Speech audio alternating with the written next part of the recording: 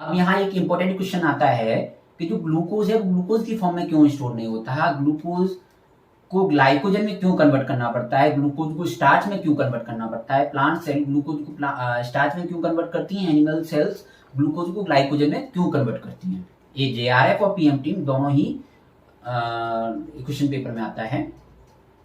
तो इसका कारण है कि जो ग्लूकोज है वो ऑस्मेटिकली एक्टिव होता है। अब ऑस्मेटिकली एक्टिव मतलब ऐसे मॉलिक्यूल जो कि ऑस्मोसिस में इन्वॉल्व होते हैं उन्हें ऑस्मेटिकली एक्टिव बोलते हैं। अब कौन से मॉलिक्यूल ऑस्मेटिकली एक्टिव होते हैं मैं प्रीवियस वीडियो में भी बता चुका हूं और यहाँ पे भी डिस्कस करता हूं मैं। तो ऐसे मॉलिक्यूल जो कि वाटर के साथ इंटरेक्ट करते हैं वो ऑस्मेटिकली एक्टिव माने जाते हैं। वो वाटर की सांद्रता को या कॉन्सेंट्रेशन को ऊपर नीचे कर सकते हैं। मतलब कोई ऑस्मेटिकली एक्टिव मॉलिक्यूल वाटर के साथ इंटरेक्ट करेगा तो फ्री वाटर मॉलिक्यूल जो है वो कम हो जाएगा, number of free water molecule वो है कम हो जाएगा। अब वाटर मॉलिक्यूल की टेंडेंसी है हाई कॉन्सेंट्रेशन से लोअर कॉन्सेंट्रेशन की तरफ मूव करना मेम्ब्रेन के थ्रू। ओके, तो सपोज क्या होगा कि सेल के अंदर यदि ग्लूकोज को ग्लूकोज फॉर्म में स्टोर किया जाए तो क्या होगा, सेल के अंदर ग्लूकोज की कॉन्सेंट्रेशन इंक्रीज होने की वजह से फ्री मॉलिक्यूल ऑफ वाटर का नंबर कम हो जाएगा। और फ्री वाटर यदि कम हो जाएगा या फ्री वाटर मॉलिक्यूल कम हो जाएगा तो जो एक्स्ट्रा सेल्यूलर इन्वायरमेंट है, सेल से बाहर का जो इन्वायरमेंट है उसमें क्या होगा, वाटर का मॉलिक्यूल ज्यादा होगा। और वाटर का मॉलिक्यूल ज्यादा होने की वजह से वो क्या करेगा, वो मेम्ब्रेन के थ्रू अंदर की साइड आएगा। और वाटर जब बाहर से अंदर की साइड आएगा तो सेल क्या होगी, एक्सपेंड होगी, सेल बड़ी होगी साइज में और एक टाइम ऐसा आएगा कि सेल रप्चर हो जाएगी, फट जाएगी।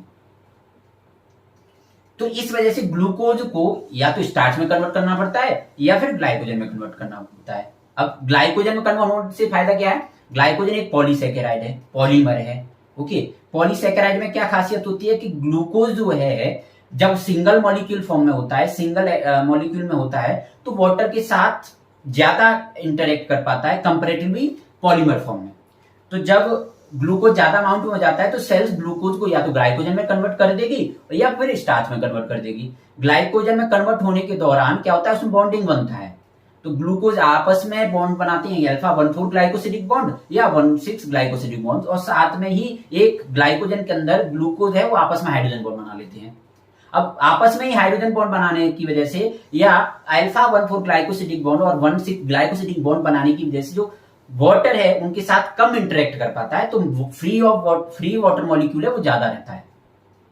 तो ऑस्मोटिकली वो इनएक्टिव माना जाता है। मतलब ग्लाइकोजन है, सिंपल मैं कहूं ग्लाइकोजन और स्टार्च है वो वाटर के साथ इतना इंटरेक्ट नहीं करती हैं जितना फ्री ग्लूकोज जो है वो इंटरेक्ट करता है।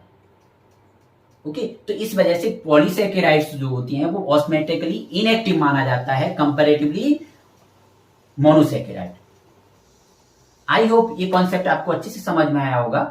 ये कॉन्सेप्ट यदि समझ में आया है तो मेरे चैनल को सब्सक्राइब जरूर करें, वीडियो पे कमेंट करें, लाइक करें और वीडियो को शेयर जरूर करें। Thank you.